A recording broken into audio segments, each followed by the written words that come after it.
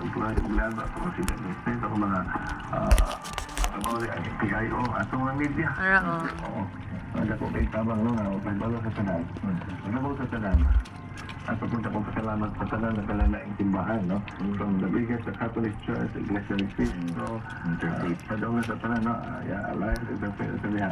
Parang nga mga kalalaing timbahan. Kominastaring ka.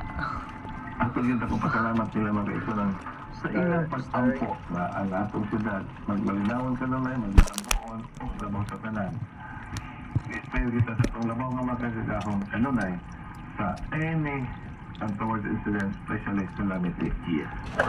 Experience ng mga baba, siguro ba na experience na experience kita sa itong ano, kasi siguro, pag-iyan magandang buhawit. Kasi lang, kasi tayo, mag-take up. Sanala yung mga tumba naman ano lang, dili ka na ipon, tagbuhawi ng silko dyan na.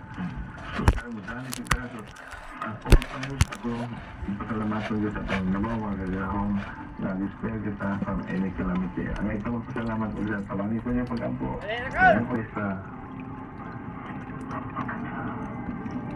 Gabi, isa mo punta na ito, magita, magita yung mahinod, magita sa tinik, basta tanong bisaan, kung hindi ko pakyat, among grupo sa nai, hindi ko madagal mayor, hindi ko madagal congressman, hindi ko madagal gobernador. Pero, sila ganda no. Kita ba yung pakyat ka ron? Ay kung panangyat ka, i-file yun nito, mayor, i-file, at sila di ay, sila may diferensyado, yun, dili ako. Okay? Okay, balhinay na ito, magkaisunan ang PhilPos, panig itungkod na ito sa Rotonda, sa likod, unahan sa, alam pa kung dalan pa doon sa probinsya ko po, na makita yung mga building dyan. Itukuran na nato sa city, isagitukod para ibali na ito sila. Taga nila pag yung building, mas tako ng lote, para makakuha na ito balik ng mga ngayon po, ako, wala ko pakyat ko, mamakak sa atong isa at kasawan sa Lilian. Okay, ako niyo, natumba na sami ko, nawala na ko. Pero nagpaingon ka. Isa kinsa siguro din. Yung dagan-dagan din. Pilang pa rin mo nagkuha. Turay, dako kay siya. Basta na dito kami, thank you very much sa iyo. Panahon din na yung tayo report. Sila sa kulong, kaya yung upos na sa nagawa, mayor sa amin ko, mayor kanyang dagang kay salamat sa inyong pagpaminaw. At Centro, Pagalian. Yes, mga kaibigan sa magkausapan si Pagadian City Mayor Samiko. Ato sa sunod sa Bado, dagang salamat o dalay ko na din.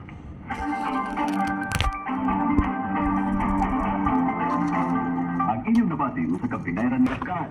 This is a TV show that I talked to you about. I never really watched it, but one of the pastors talks about how different the lives of such preachers are from the real preachers of God. Because these people, it would seem, just exhibit the lavishness of a worldly life and still claim to be in right fellowship with God. And so since I don't know them, I don't know what the show is all about. This is just an example of amongst us, we must be very, very discerning of false sheep. What are false sheep? People who are in church and yet are not really of the family of God. The problem is that they are able to immerse themselves of the two builders, and this is found in Matthew chapter 7, after that whole Sermon on the Mount. It talks about two builders, and what is common is that both of them heard. The difference is that one, James chapter 2, calls your faith, your belief, dead faith, right? Because dead faith means there is no fruit, there is no life in it. We just came from a retreat center in Montalban, and all sorts of fruit-bearing trees. We talked about it last week, each according to their own kind. We were joking, right? Kaimito, langka, etc., over there. And wonderful, and as Christians, we are also expected to bear fruit. And what does fruit mean? Well, fruit talks about the character transformation within us, the fruit of the Spirit. Right? The other one is this. How great is the love the Father has lavished on us, that we should be called children of God. Now, when you say lavish, what is lavish in Tagalog? Huh? Dami nyo naman, simple lang, labis. No? Labis. It is exceedingly abundant, siksik, liglig, umaatong.